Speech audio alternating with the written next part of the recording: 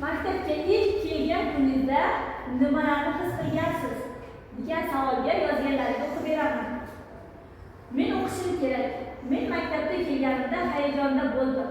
Menga bu maktab juda chiroyli va shinam ekanligi yoqqan. Charchab ketdim. Kimyoga yana davom etamiz keyin.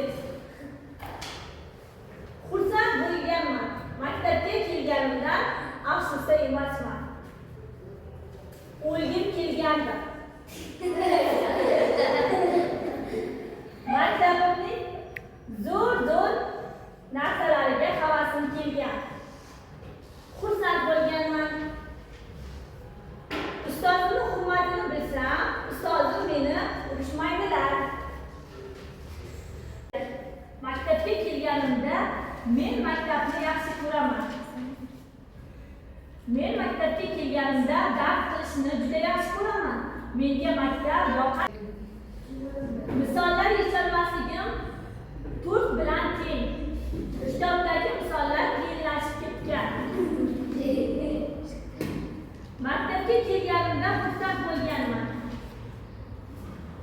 O'zimni maktabim yaxshi deyman. O'zimni ustozim yaxshi edi deyman. Birovni berib mani ursalar, uni borib 10 barobar urib kelaman.